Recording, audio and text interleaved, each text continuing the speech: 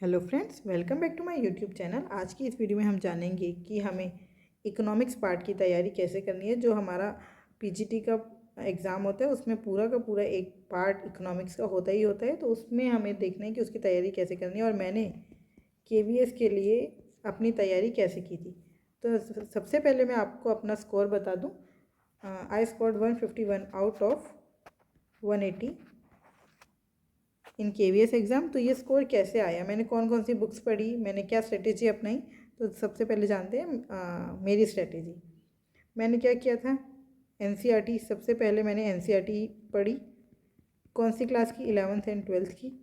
Economics की दोनों books, मतलब 11th में भी दोनों और 12th की भी दोनों, micro macro statistics and Indian economic development. उसके बाद एनआईओएस की वेबसाइट पर भी आपको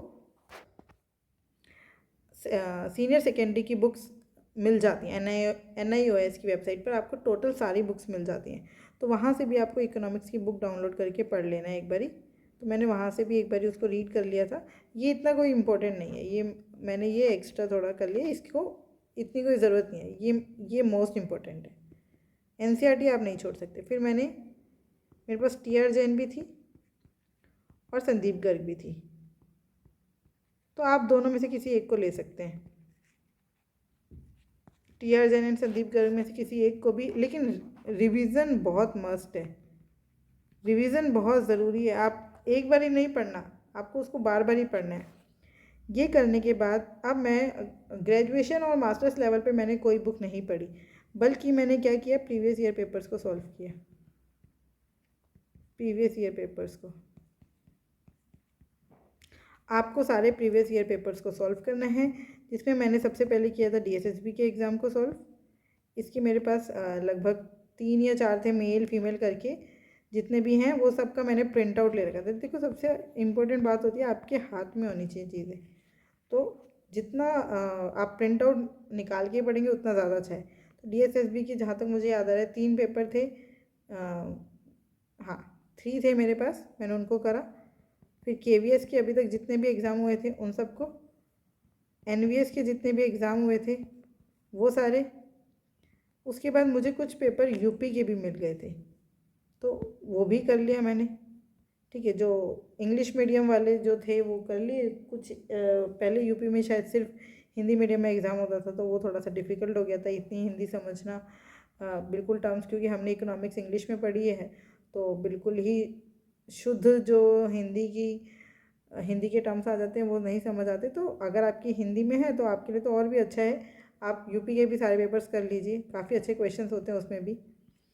उसके बाद मैंने लिए थे सेट, मतलब स्टेट एलिजिबिलिटी टेस्ट। जितने भी स्टेट एलिजिबिलिटी टेस्ट मुझे मिल सकते थे मैंने उन सबको निकाला और रिसेंट वाले सारे पेपर्स करना शुरू कर दिए। सबसे पहले जैसे मैंने महाराष्ट्र का करा था, मुझे महाराष्ट्र का भी मिल गया था, एमपी का भी मिल गया था, और केरला के तो पूरी वेबसाइट अच्छे से है, तो आप वहाँ से केरला का भी कर सकते हैं। तो ये करने के बाद फिर मैं आई थी यूजीसी नेट के पेपर्स पर। यूजीसी नेट, इसके मैंने मिनिमम 5 पेपर्स तो करे ही, रिसेंट वाले। ठीक है, और यूजीसी नेट के बाद आप जितना ज़्यादा प्रैक्टिस करेंगे ना उतना अच्छा है। यूजीसी नेट के बाद मैंने किया था ये, आजकल क्या चल रहा है, यूजी और पीजी लेवल पर एडमिशन के लिए सीयूटी। सीयूटी के भी यूजी एंड पीजी लेवल दोनों के मैंने पेपर्स को एक बारी गो थ्रू किया था। तो आप लोगों को ये सारे के सारे पेपर्स करने ही करने हैं। And the most important is revision. Revision के बिना कोई काम नहीं बनेगा। इन पेपर्स को मैंने कम से कम भी 3 से 4 बारी रिवाइज किया था, क्योंकि प्रिंट आउट निकाल रखा था, तो रिवीजन बहुत ईजी हो जाती है। तो इन पेपर को, मतलब आप मानेंगे नहीं, मेरे पास अभी मैं आपको दिखा नहीं सकती क्योंकि मैं अभी अपने वर्क प्लेस पे हूँ, होम टाउन पे नहीं हूँ। तो नहीं तो मैं इसमें 100% उसकी पूरी फ़ोटोज़ डाल देती। तभी ये वीडियो लेट भी हो गई, तो मैं सोच रही थी अब ये वीडियो हम बनाते हैं आराम से जब मैं अपने घर जाऊँगी छुट्टियों में। लेकिन वो छुट्टियाँ बहुत लेट हैं, मई में है वो छुट्टियाँ। तो दिसंबर में जब मैं घर पे थी तो मुझे बिल्कुल भी 10 डेज़ की छुट्टियाँ, आप समझ सकते हैं कितना सा टाइम होता है वो, ऐसे 2 मिनट में, मतलब बहुत जल्दी बीत गई। उसमें भी फिर भी मैंने कोशिश करके 2 वीडियोज़ अपलोड कर दी थी। How to prepare for DSSB, और उसके बाद इंग्लिश वाली भी करी थी। तो उसके बाद बहुत कम टाइम था तो मैं नहीं कर पाई, बट हाँ फॉर श्योर ये ड्यू रहा। मैं मई में अपने नोट्स भी और मैंने कौन कौन से पेपर किए थे वो उन सब का एक वीडियो बना के अपलोड ज़रूर करूँगी। लेकिन ये सब आपको करना ही करना है। मोस्ट इम्पॉर्टेंट पार्ट ये है प्रीवियस ईयर पेपर्स। जब तक आप प्रीवियस ईयर पेपर्स नहीं करेंगे आपको नहीं पता चलेगा कि क्वेश्चंस कैसे पूछे जा रहे हैं।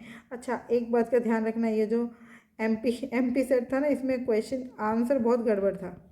तो जो स्टेट एलिजिबिलिटी टेस्ट है ना, उनके आंसर पे भरोसा कम करना, अपने आंसर्स पे ज़्यादा भरोसा करना। गूगल बाबा का अच्छे से प्रयोग कर लेना, आंसर्स को सर्च कर लेना। तो बस थोड़ी मेहनत करनी है। सबसे पहले आप DSSB पे जाओ, KVS पे जाओ, NVS पे, और फिर आप UGC नेट पे चले जाओ। क्यों? क्योंकि UGC नेट के आंसर्स ऑथेंटिक है।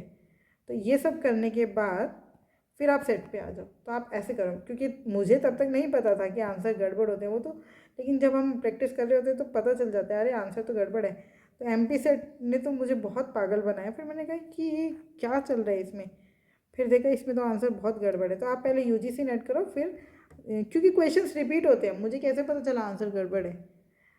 एक तो कुछ नॉलेज तो खुद से भी थी, लेकिन कुछ क्वेश्चंस रिपीट हुए ना जो मैं पहले पढ़ चुकी थी KVS NVS। मैंने कहा वहाँ पे तो ये पढ़ा था, यहाँ पे ये है, ये कैसे हो गया भाई। तब मुझे पता चला इसमें तो आंसर गड़बड़ है। तो MP सेट में बहुत आंसर गड़बड़ थे। और ये कहाँ से, ऐसे नहीं कि किसी ने आंसर की दे दी थी, इनकी ऑफिशियल वेबसाइट से पेपर डाउनलोड किया था, उसमें आंसर गड़बड़ था, है ना। तो आप इस चीज़ का ध्यान रखिए। तो सबसे पहले आप UGC नेट पर चले जाइएगा। सेट के क्वेश्चन करने से पहले UGC नेट को करिए। DSSB बहुत इंपॉर्टेंट है, ये तो करना ही करना है, क्योंकि अब DSSB का एग्ज़ाम आ रहा है तो इसके प्रीवियस ईयर पेपर को तो करना बनता ही है। KVS NVS UP के भी कर लीजिए। मतलब जितने क्वेश्चन पेपर आपको मिलते हैं ना, आप क्वेश्चन पेपर करिए जितना भी मिलता है। बस अगर आपने क्वेश्चन पेपर कर लिया ना तो तैयारी अपने आप हो जाएगी। और भी अगर कोई आपको डाउट है और पूछना चाहते हैं तो आप मुझसे जुड़ सकते हैं @mathsps1 पर। Thank you, keep learning, keep practising.